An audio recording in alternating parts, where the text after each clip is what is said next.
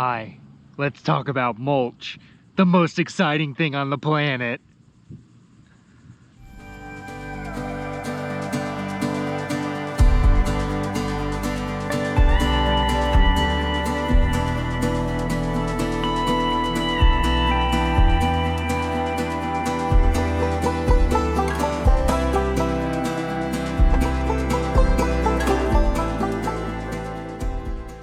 What is up, everybody?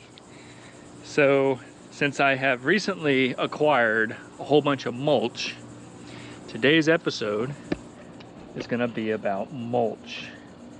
So all the benefits and uses for mulch in the garden and your food forest, and why this stuff is so good. We're going to go over things like where to get it, how to use it, and all the benefits. So stay tuned for that. We got the predator here. The predator. What are you doing, kitten? What are you doing? Come here. Come here, kitty. Come here. Come here. Aww. You're gonna be in the video. Yes, you are. Yes, you are. Number one, how do you get mulch? Well, you can go buy it at any store or big garden center, such as your Lowe's and Home Depot, all that good stuff. But it's expensive, and you produce more waste than benefit because of all the packaging, all the plastic. This much mulch, if you bought it at Home Depot or Lowe's, this is one truckload, and I still have another one to unload. Again, this is probably 80 to 100 bags of mulch, and you times that by $3-4 bucks, that is easily $300 to $400 of mulch. And all the plastic, because they come, and most of them come in 2 cubic foot bags. So, you know, that would be 80 to 100 plastic bags that now you have to dispose of. So a lot of waste, a lot of litter with that. What I like to do is search around your local Craigslist, Facebook Marketplace, all of that, and guaranteed within a 50-mile radius of you, someone is giving away free mulch. They either had a tree chopped down and kept all the mulch from the wood chipper and have way too much and want to get rid of it, or they got a delivery from a tree servicing company and it was way too much, because the tree service companies are dump truck fulls, multiple loads, which in this case where I got this mulch, I took 2 truckloads and she still has probably 4 or 5 truckloads left over. So it was way too much mulch. I could go back and get even more if I wanted to, but this is a lot of work, and I think this is enough for me to last me a while. So if you can't find free mulch, you're not trying hard enough. It's everywhere. Everywhere. Even if it's not free, people will sell it, you know, $1 a bag if they have bagged leftovers. So it's a fraction of the price. So just look around, guys. It's free. You could always reach out to tree servicing companies and ask them to unload their, you know, chipped up wood. One other thing you want to watch out for if you're getting mulch off people online or from tree servicing companies is the type of tree. There's not a whole lot that are bad for the garden, but there's a few. So if you research that, Google that, do a quick Google search, you can find out which trees in your area might not be the best mulch to use. The one that pops up the most is black walnut. It contains toxins and chemicals that suppress plant growth, inhibit seeds from germinating, all that good stuff. So you don't want to use black walnut. Other ones that I've seen online are eucalyptus trees, redwoods, things like cedar, and that's only because as it breaks down, it decreases your pH level in your soil. So it'll just augment your pH. So, you know, stuff like cedar, you might want to consider not using. Although I've used it, don't have that big of a problem with it. So do your research, ask the people you're getting it from, what kind of tree it was. You want your pine, your oak, any of your hardwoods. That stuff's good. All right, this is an example of what I do for all of my fruit trees. This is a sugar apple tree, and I just mulched it. So what I like to do is remove all the grass around the area where I'm going to plant a new fruit tree. The reason for this is because grass has deep roots. All your weeds and things that survive droughts, they all have an extensive root system, so you want to make sure to get those out of there. Now if you pile enough cardboard and enough mulch on there, it'll suppress the grass and the weeds, but I found it's best to just go ahead and remove most of your grass and weeds from the area that you're going to plant your tree. The next step is I throw down a bunch of cardboard and water the whole area down. Wet the cardboard, wet underneath the cardboard, get it all nice and wet. Dig your hole, and then I like to add some potting soil or some kind of, what you could use your own soil, whatever soil you want to use. Throw some of that in there, and then put the tree in the hole. And I try and keep the tree a little bit higher than the ground level, because you want it to kind of be like a little volcano when you add all your mulch and everything. And water and wet everything down good. Then I add some compost to the tree, and I use compost that I made at home, but you can buy it, whatever you want to use or choose. Then the last step is throw all your mulch down, get it all covered, cover all your cardboard, and then the last thing is to hose it all down again, get everything wet, and the tree will be happy. Guys, this is why you want mulch. Let me show you something about the mulch. So this top layer here, dry as a bone. Just go a little bit underneath, soaking wet. I mean, this is so moist, so wet. I mean, again, super dry on top. Just brush that away, a couple layers down, soaking wet. You can see the color difference. So, dry on top, soaking wet on the bottom. And it has not rained in 3 days. Over 3 days. So it retains the moisture. That's what you want. That's why you use mulch. All right, y'all, let's go over the best thing about mulch. So basically it cures a lot of problems all at the same time. So here's my little food forest. All my trees are mulched with something, either chipped wood or leaves or yard clippings, all that. This is my native soil, so it's very hard and compacted. It's all sand. So this is what I'm working with. It's dry as a bone, doesn't hold water, has no organic matter, and it's hot to the touch. It's been baking in the sun all afternoon, and it's hot. It's really hot. What is going to want to grow in super hot, sandy soil that's lacking organic matter? So if we go over here, this is one of my peach trees that's been doing great. It has easily doubled in size since I planted it 6 months ago, and it's covered in some hardwood mulch. So the mulch is going to protect the soil from the heat and the sun. So this stuff here is dry, but if you dig a little bit underneath, the soil is much more moist, a lot more organic matter. It's still sandy soil, but it is pretty moist and cool. It's cool. The temperature, it feels pretty good underneath the soil right here. So that does a lot of things for your plants. It protects it from the heat, it retains moisture, and as all of your organic matter breaks down, it turns into the humus. It turns into all your nutrients and organic matter that you need.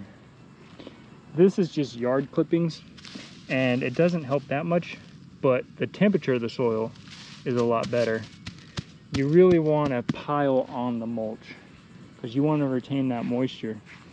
You know, this is some cardboard and leaves. Let's see what this looks like. So get underneath here. Oh yeah, definitely a temperature difference. So the soil is cool and moist. I mean, and that's just leaves. That's just leaves from my walkway. You know, you go to any of these, this is a lot of mulch right here on this guava. So if we get under here and dig through, this is soaking wet, guys. This is very wet, very moist soil. The cardboard is wet and it's cool. Most important parts. So that's two things that your mulch is going to do for you. Protect you from the sun and the heat, and retain the moisture. Keep the soil cool. Plants are going to really enjoy that, especially here in Florida. We just went over protecting from heat and sun, water retention, and like I said, it also helps with soil compaction. So this stuff here, I mean, it is pretty hard to dig through. Loosen that up because it's compacted. It's just been baking in the sun for years.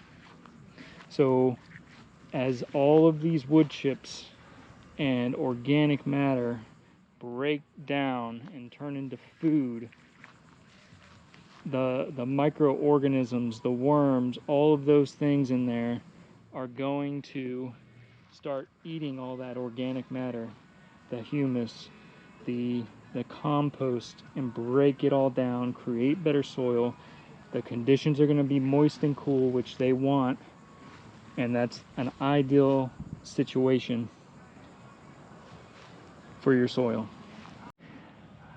While we're here, check out my Nugami kumquat tree. This is almost ready, y'all. It's got a little bug on him. Almost ready. I'm really excited about this. It's still a little hard. I'm going to give it another day. These fell off the tree, so go ahead and give these a try. See what they taste like. I'm sure they're going to be a little sour because they're not quite done. And look at this. We got a little happy honeydew growing. Volunteer, baby.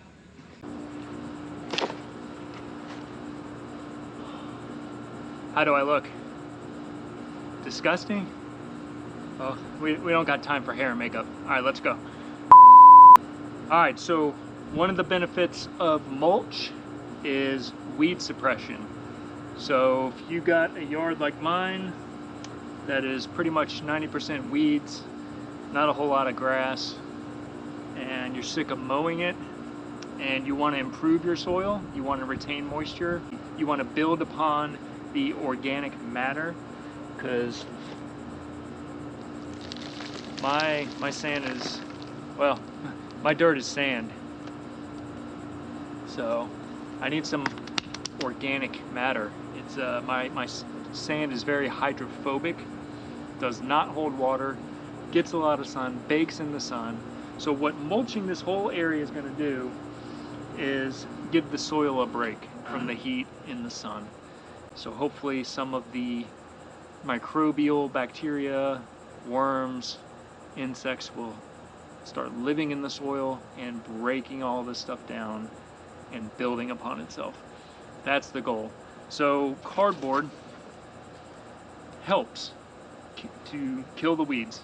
It helps to block out the sunlight, basically stamp down those weeds, kill them. The weeds then turn into more organic matter for the soil and improves everything. So this is just one additional barrier to the mulch. And you want to get the cardboard that is not the highly glossed, very colorful, very shiny stuff. Get the plain Jane cardboard, and do not pay for this, guys. The whole point of this is to recycle and reuse. If you're buying cardboard just to throw down, that's ridiculous. You're not doing anything. You should be ashamed of yourself. You need to go and recycle either your cardboard. I know you guys are getting stuff every day in the mail from Amazon and FedEx and UPS and all those guys. Keep the boxes, use the boxes. If you're desperate and you need stuff, you can go dumpster diving. You can go to any of your big department stores. They have areas where there is just nothing but dumpsters full of cardboard. You can go to your local Aldi. They will happily give you boxes. And actually, this is a produce box from Aldi, so you can take as much as you want. They don't care. It's all free, guys. Do not pay for this stuff unless you're rich. And even then, you're not helping the planet. You should be giving that money to the poor and recycling stuff. I'm just joking. Don't feel ashamed.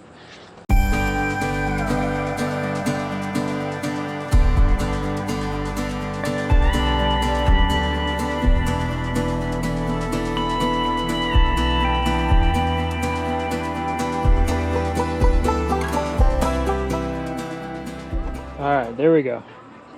Got that little pathway done. Now I'm going to finish the rest of this area here. Get that all mulched in. Whew. It's a lot of cardboard. Alright, let's get the mulch down. Are you getting all this? Do I fit in the frame? Or am I too big? I'm good? Okay. Here's a trick that I learned from a landscaper. I'm going to stop the mulch right here, and I don't have any brick or timber or anything to put down. So to help block the weeds from encroaching in, I'm going to dig a little trench. And what this does is it makes a harder barrier for all your weeds to cross over. So you dig a little trench, you fill it up with mulch, and that will help block out the weeds a little bit. It's better than nothing. So get your little trench going, get all those weeds out of there, all those grasses, get those cut out, and it just makes it harder for these grasses and everything to jump that barrier, because it's a big trench full of mulch. So we'll see if this works that well. If it doesn't, then put some brick pavers, something down to block the weeds. Anyway, I'll show you the finished product when I get done here. Alright, finished all that. Got it all mulched in. It looks pretty good, I like it. All free, baby.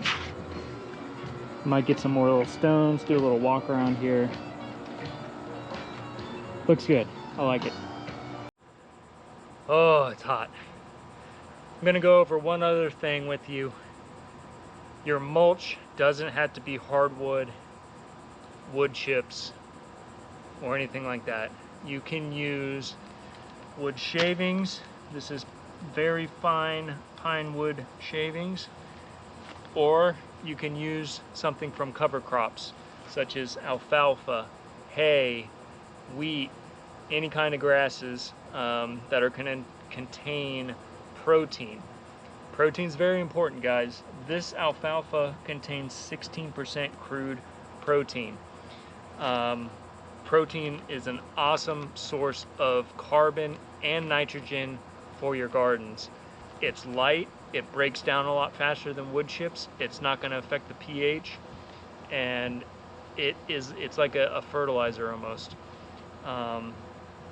Like I said, it's going to break down a lot quicker than wood chips. It's going to provide lots of nutrients, minerals, and all of the proteins, carbon, nitrogen that your plants are going to need.